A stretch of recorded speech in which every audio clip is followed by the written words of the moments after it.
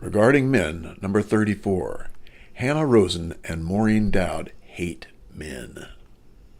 Well, hello to everyone. Here we are, and I have a new microphone, so we're hopefully going to have better sound than we've had in the past. I am Janice Fiamingo of the Fiamingo File, and I'm here with Tom Golden of Men Are Good, and also with Paul Elam of A Voice for Men and an Ear for Men. And we are discussing something that is not brand new, and I remember when this happened, but I have to admit that I never watched this particular debate because I knew it would make me angry and upset.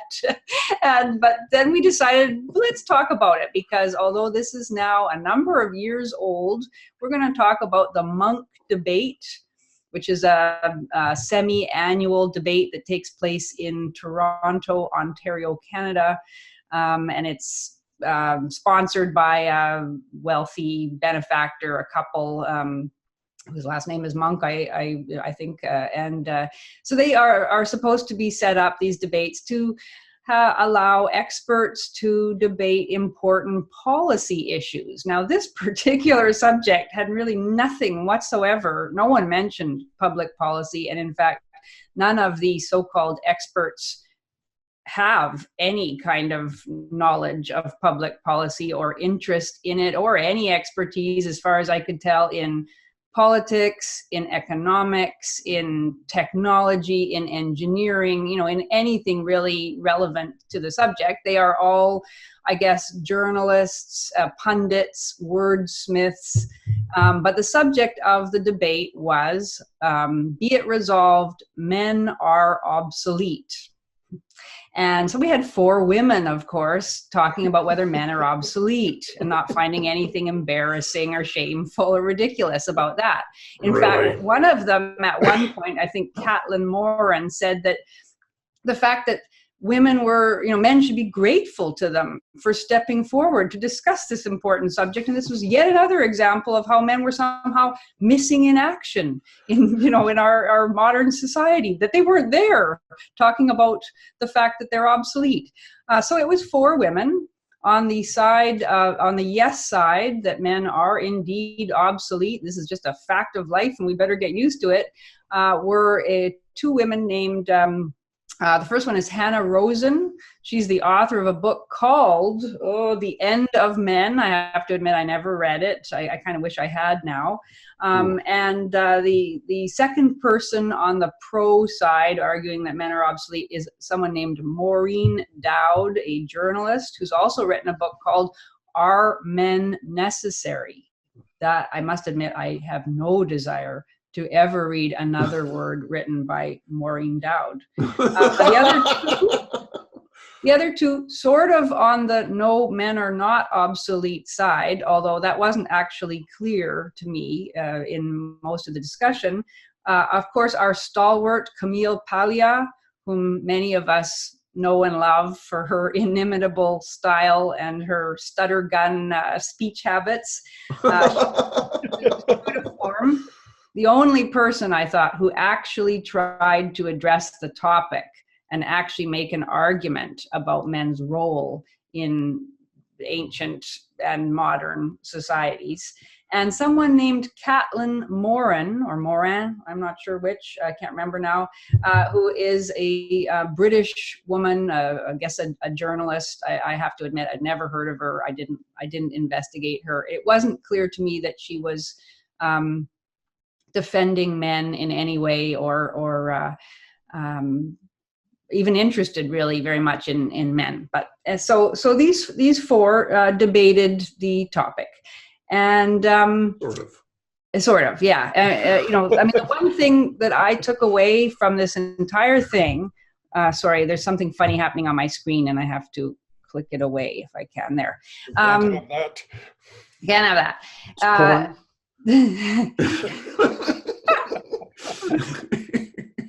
But before we get started, we did want to just mention that at the same time as we were all suffering terribly watching this incoherent incoherent and, often smug and frivolous and contemptible series of conversations about men. At the very same time, we saw on Facebook something that made us all chuckle, which was a recording of a near serious elk attack in a park in California that was caught on video and, of course, posted to Facebook, which an elk, bunch of tourists getting too close to elks during mating season, and one of the elk charged at the one of the women, and we were not particularly astounded, but somewhat amused and affirmed in our skeptical perspectives on the culture wars that the conversation underneath that Facebook video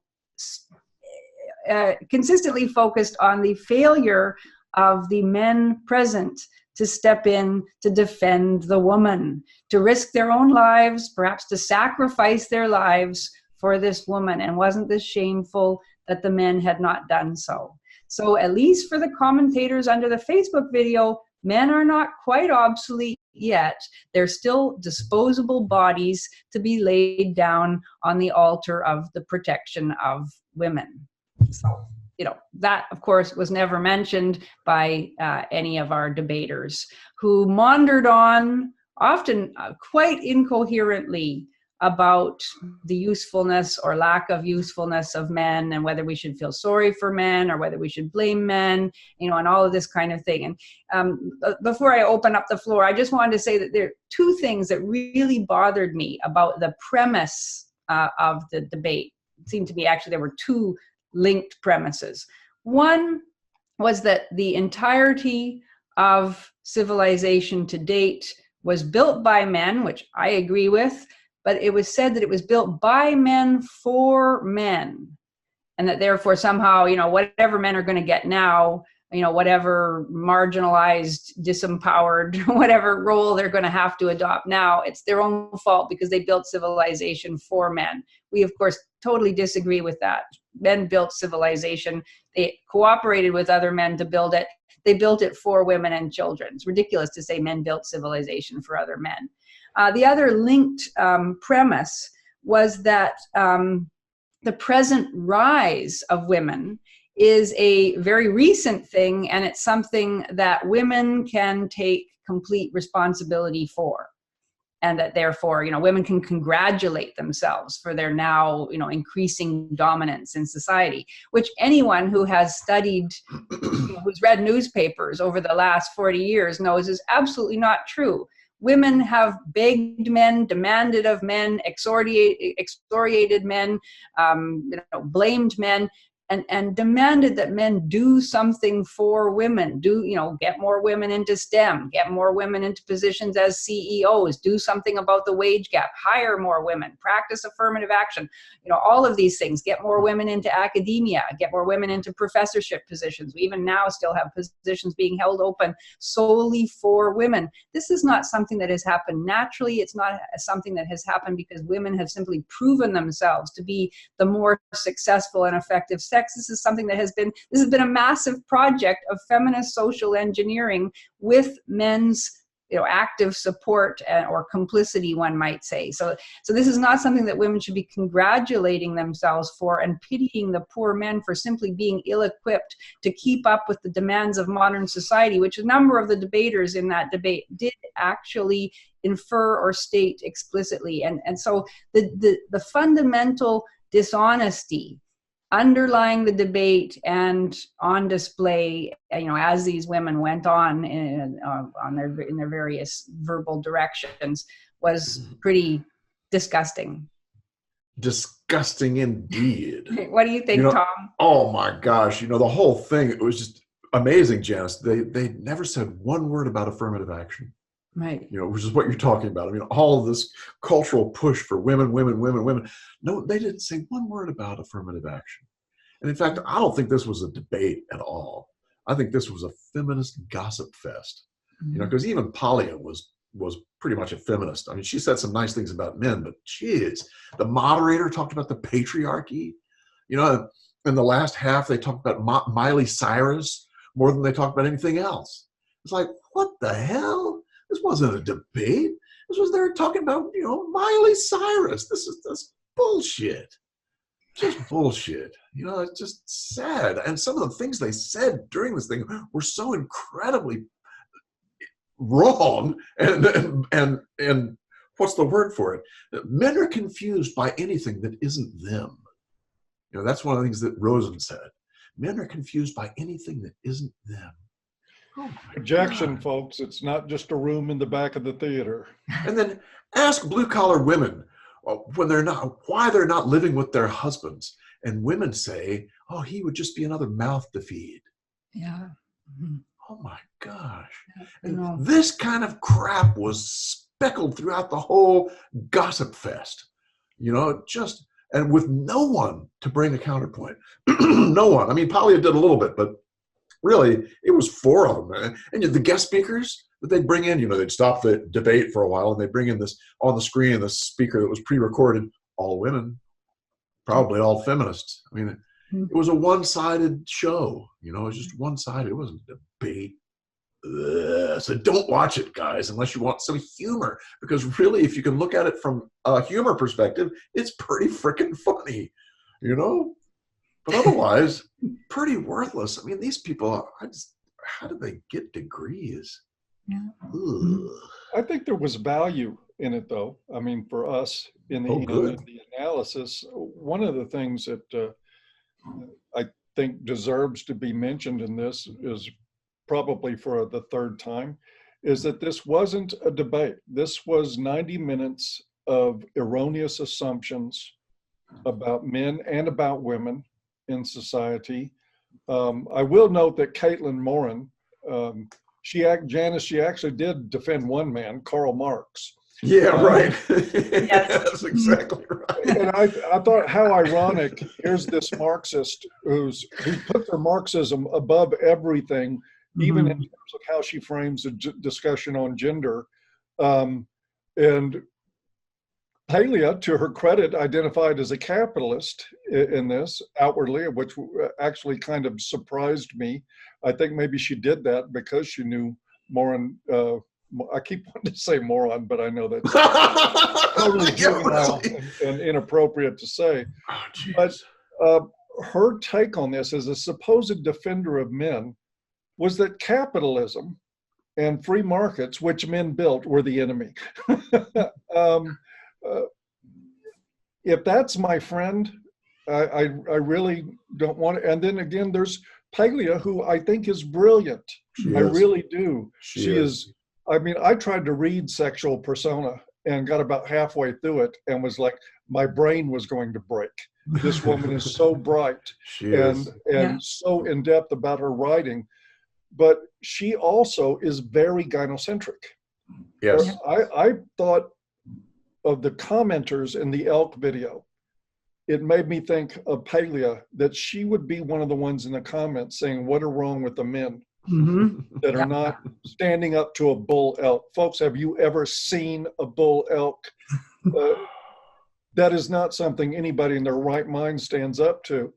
I want to point out the most aggravating points for me in this. One was Maureen Dowd's voice. Yeah, really? Oh, God. That was guys, annoying. Look, take my word for it.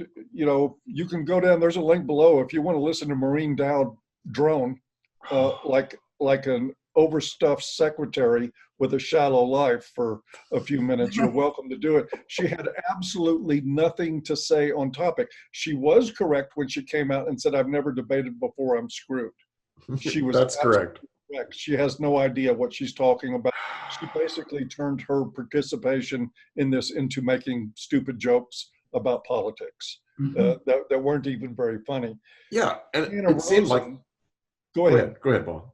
Well, I just wanted to point out that Hanna Rosin's, my point of contention with her is that, as we discussed before we started today, she very slickly at the end tried to frame the end of men as something to be alarmed about. Yet the gloating about the end of men was dripping from her every sentiment throughout the entire discussion. And I have read her book, Janice, and it drips with condescension and gloating about the harm coming to men and boys in this culture. And now she wants to go out at the end and put a little Band-Aid on that turd and say, oh, we're really concerned about men.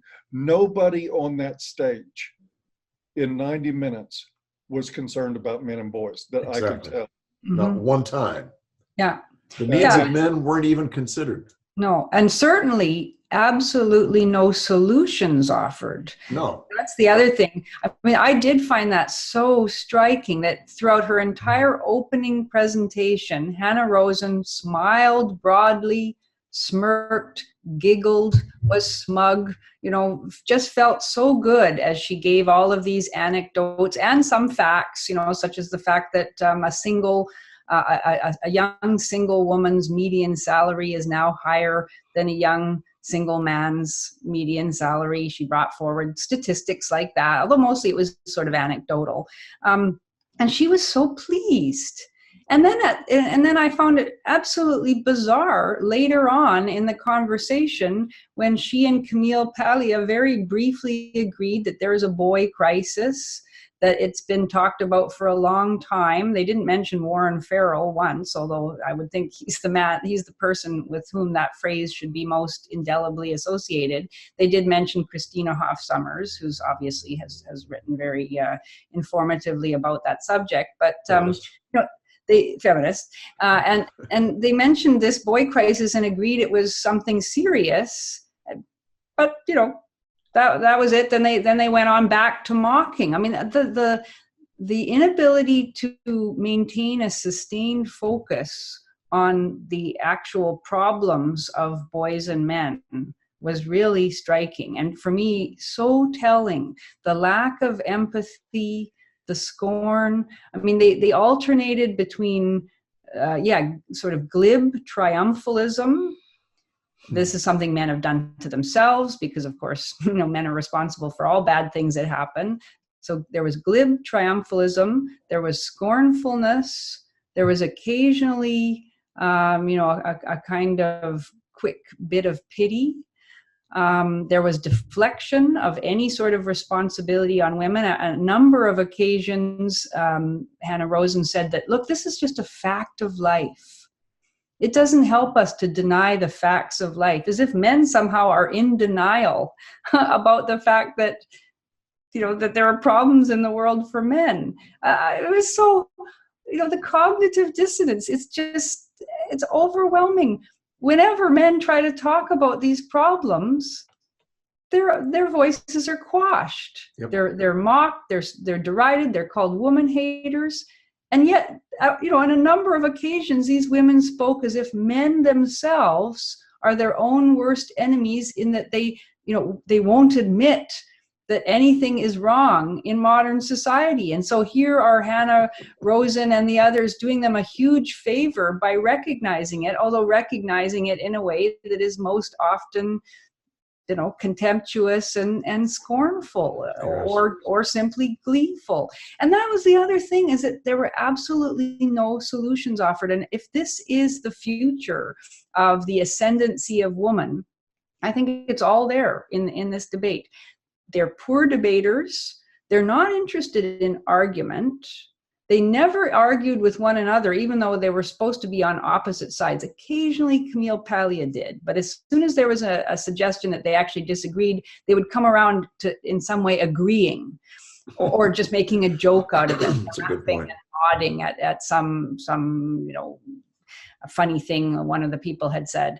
They were all over the place in terms of subject matter. They were unable to maintain a kind of linear through line in their discussion. They were always swerving off to talk about feminism, either the successes or failures of feminism, or what feminism needs to do, or why feminism was better in the 60s and why it's now gone off track, and all these kinds of things. Or indeed to talk about how the workplace needs to continue to change to make it more attractive to women, even though this was supposed to be a conversation about men.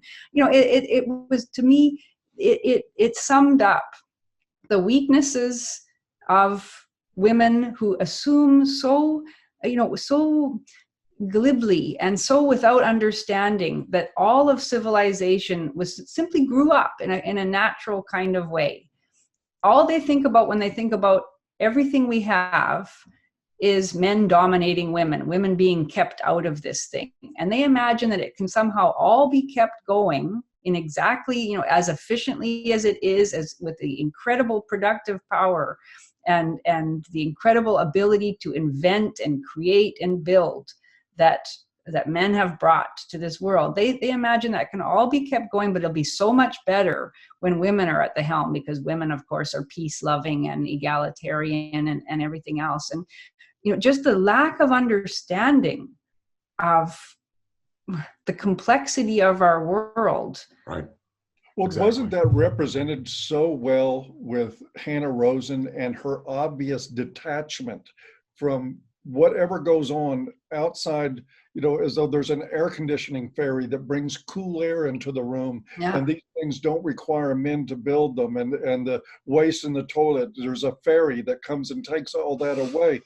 Because she doesn't see, you can tell she is absolutely detached from what created the very surroundings she was sitting in. Yeah. It's as though all those men, and she was sitting in the work of men. Mm-hmm. And not aware of it. You could tell she had no awareness whatsoever, as though there, you know, were magicians that waved their wand and buildings were erected, and she was able to move into them.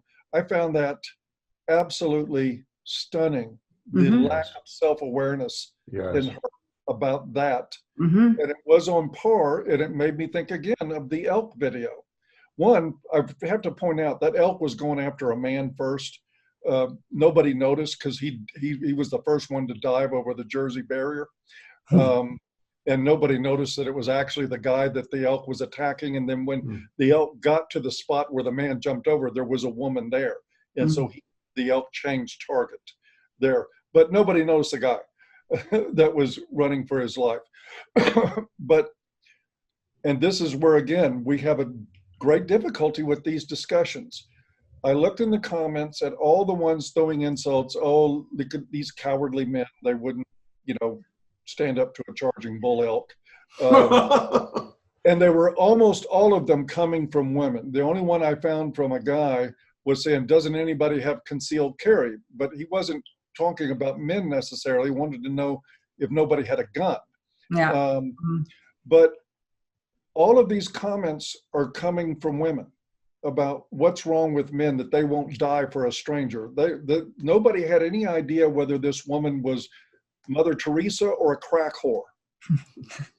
There's no difference. And the guy diving in to protect them may have been a scumbag from hell, or he may have been a man with 6 children to feed. Yeah. And he's still supposed to sacrifice his life for that. And it's that same detachment of humanity that I saw on the stage in the debate. Exactly. This absolute lack of any awareness whatsoever as men of human beings. So when Janice says it's hard to have these discussions because they're accused of misogyny, part of the reason is that we have a problem with women in this culture. And I'm not just saying women are innately flawed or anything like that, but the way we socialize them, our rules of conduct around women, our social edicts that are in place now about women, about a man can't talk about his problems. Imagine what would happen if we had a laughing, joking, sneering discussion about female genital mutilation, and then said at the end, oh, but it's probably a problem. Maybe somebody ought to look at it. Yeah. The outrage would be complete. Yeah. And it would never happen. That's it. It would never happen. Not because the outrage, it's because it just wouldn't happen. Men don't think in those terms about women. They do not, for all of the accusations of patriarchal indifference and, you know, sexual violence and objectification and everything else. Men don't think in those terms about women. We would not have a 4-panel male debating team laughing at the problems of women and thinking that it was somehow appropriate to sit around and talk about whether women are obsolete or not. I mean, it's absolutely unimaginable. And it isn't just because of, the reason we have a culture that is gynocentric is precisely because men are like that. Men care about women's problems. Yes, exactly. And at the end, when Maureen Dowd, I think she maybe realized, no, not Maureen Dowd, sorry, Hanna Rosin, when she kind of realized, I better, clean this up a little bit, all my laughing and everything. I better say to men, look, we're not happy about the fact that you're obsolete. But the best thing she could come up with, the person who sent me this video was particularly, disgusted by this. The best thing that she could come up with was this analogy to bicycles. I guess maybe she's thinking of the old Gloria Steinem quote, but yes, we still want to use them. Yeah. Imagine saying that. We still want to use you. You are obsolete. You were made obsolete by the steam engine or whatever, but we still want to use you, but we just want to retool you in ways that will make you, more attractive to us and more useful to us. The mind boggles. I know. I think it was Dowd who said, rather than being an old, boring necessity, you're now a luxury like ice cream. Yeah. She's saying that to men. It's like, what? Wow. The lack of compassion is just absolutely overwhelming. Mm-hmm. Yeah. And the objectification in this is just strident. Yeah, here's another one. Try on a frilly apron over your wife beater shirt. Oh, yeah. See how fetching looks while you go fetch. Mm-hmm. It's like, talking about men as if they're dogs. Go fetch. Mm-hmm. Oh. Yeah, and it's not just a lack of compassion, it's hatred. It is, yeah. This is really hatred. Masking as humor and wit. Exactly. And and this it works. They won the debate. Everyone applauds. Everyone applauds. There was a lot of applause, and they had a 28%. What's the word? Increase. 20%, changed their minds and voted on the pro side that indeed men are obsolete. Although no actual argument was ever made about why. Exactly. It was, and that's an interesting point, Janice, and that is that at the very beginning, the people who came to the debate had to fill out a little survey, and 82% of them agreed that men are not obsolete. 18% said that men were obsolete. And then once the thing was over and they all decided whether the pro-obsolete or anti-obsolete won, they all changed to believe that men actually were obsolete. Wonder how that poll result would turn out if you brought a charging bull elk into the picture. Oh, God. Yeah.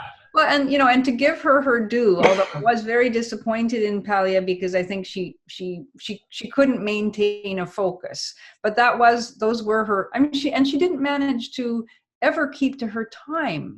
Talk about like a basic failure on the part of most of these women to actually address the topic, to address the arguments the other panelists are making or not making, and even just to stick to the rules, to stay within the time. That was part of the problem with Palia. She never finished any of the arguments she was making, but she did begin by saying that if men are obsolete, women will be extinct. And explaining why, and focusing far too briefly, I think, and not coherently, but focusing on men's work and the value of that, and the fact that is so easily neglected in our culture at large, and certainly amongst the panelists. That final person, that Caitlin, she's looking forward to a future. Oh, we're just beginning this experiment where we can reimagine gender and we can reimagine society. And I'm so excited. She has absolutely no idea what it takes to keep a civilization together. It's just sometimes I wonder if Palia does. Yeah. One of the things that really bothered me is yes, she came out and said in the beginning that if men were obsolete, then women would be extinct. And fair thing to say, unfortunately, it was all downhill from there. Yes, it's true. And she never once confronted the bigotry in that room. I know. Never once. In Nobody any did. way. No, the audience didn't. The audience was swayed. And so we're not just talking about four feminists That's right. with a hateful view of men. We're talking about our whole culture with this, which is really what upset me the most Yes, me about too. the debate. Yep. About the giggling over suffering. Yes. As long as it's happening to men. Yes. Very awful. What can I say? Yeah, really just. And the lies absolutely that were spread. I mean, they just lied and lied and lied, and no one said a word. One of them, I think it was Caitlin, said, "Ladies, remember how upset we were when men said we were obsolete?" Yeah. Wait a minute.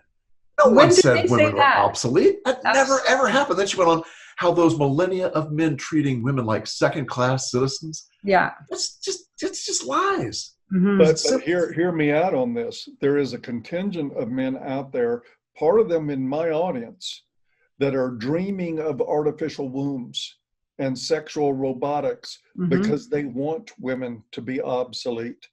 And look, guys like this are born, they're made.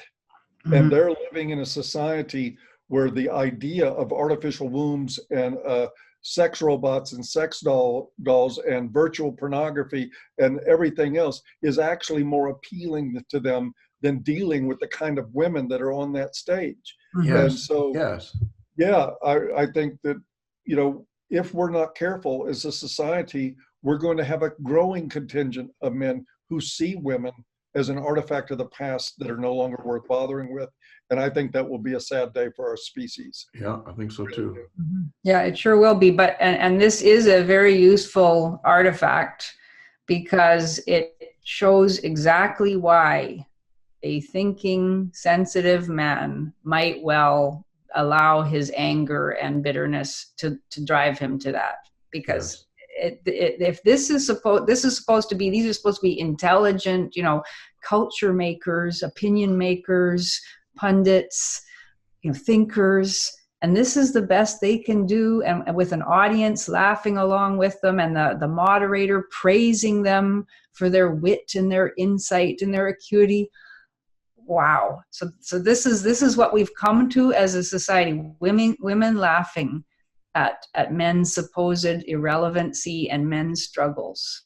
Yes. Yeah. Exactly. Yeah. Imagine if it was the other way around. Yeah. Couldn't imagine it, you know? Absolutely not. Yeah. Just like Janice said, it never enters men's minds. Right. It doesn't even come in. Doesn't. That's exactly right. Yeah.